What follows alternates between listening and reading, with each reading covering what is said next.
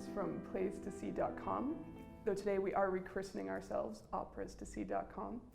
And I'm lucky enough today to be talking to Isolde Roxby, one of the award winners for the Opera Awards Foundation bursaries. So, Isolde, thanks for joining me today. Hi, it's lovely to be here. It's, so, if we could get started, can you tell me a little bit about yourself? Certainly. I'm a 28-year-old soprano, originally from the northeast of England.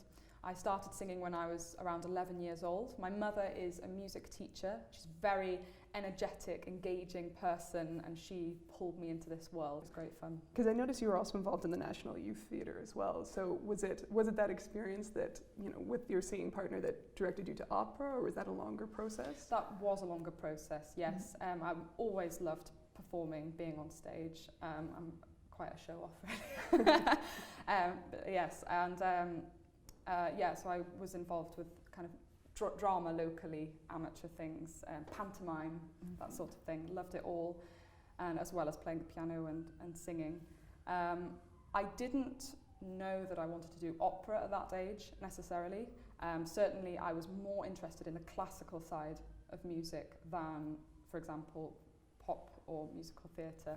And so it just kind of naturally happened with everything coming together, loving the drama, loving the singing, and it all just kind of came up together, and this is where I've ended up, and this is where I am meant to be, definitely.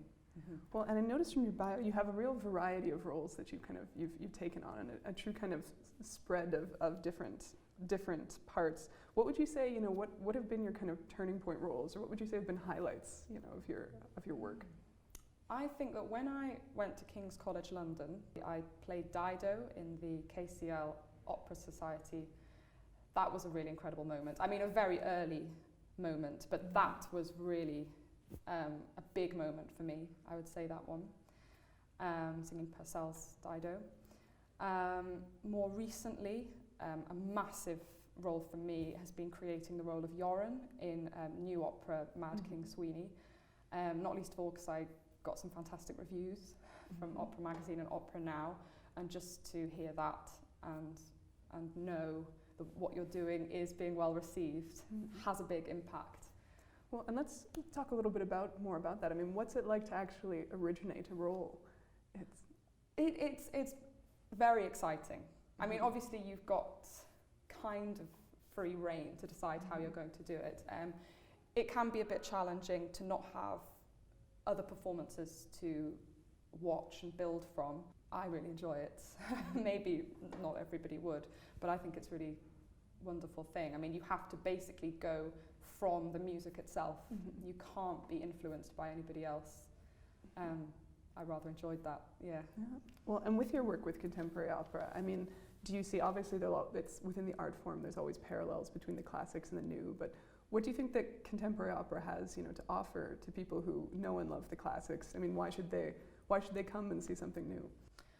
Contemporary opera is obviously a wonderful opportunity to explore new issues in our society. For example, I recently did an opera called The Yellow Wallpaper. It was written by a new composer, Grace Evangeline Mason, and it offers a wonderful opportunity to look from a woman's perspective at terrible treatment of mental illness of women at the time. Contemporary opera has so much it wants to say about the modern world, and you can certainly take a classic and you can make it relevant, absolutely. Mm-hmm. You can do that, but I've been doing a lot of contemporary opera, and there's a lot of exciting stuff coming up. Mm-hmm. Well, so as an emerging artist, then you've received the bursary for the Opera Awards Foundation.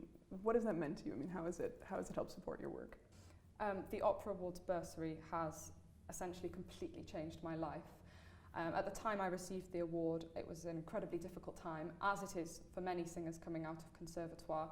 The costs of starting a career are immense, even just room booking, to practice, time with a rehearsal, time with an accompanist, application fees, it all adds up. It came at a very important time, and it enabled me to take all my ideas and my drive and put it into something tangible. Yeah. Well, Just for a last question here, one of the goals for placetoSee.com is to try and get more young people interested in the theatre and in the opera, and to try and make it a bit more accessible for people. So you've done work with opera with university students, with some younger adults. You know, for people who are neophytes to opera, who might be a little bit intimidated by the form, you know, what would you want to say to people, you know, as you know, about what this kind of art form has to offer? Certainly, I don't think anybody should feel intimidated by going to the opera. There is such a range out there. You know, you can go and see something at your local church. You can go and see people are doing operas in living rooms. People are doing operas, as I say, one's 20 minutes. Yes, they can go up to 5 hours, but you know, there's such a massive range there. It is relevant to our current lives. It isn't necessarily expensive.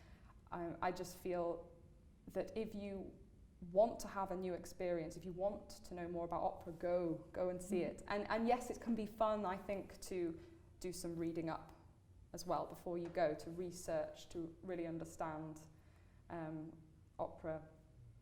It's a wonderful art form, so much to it. Well, thank you so much for speaking to me today. You're welcome. It's been a pleasure. Thank you.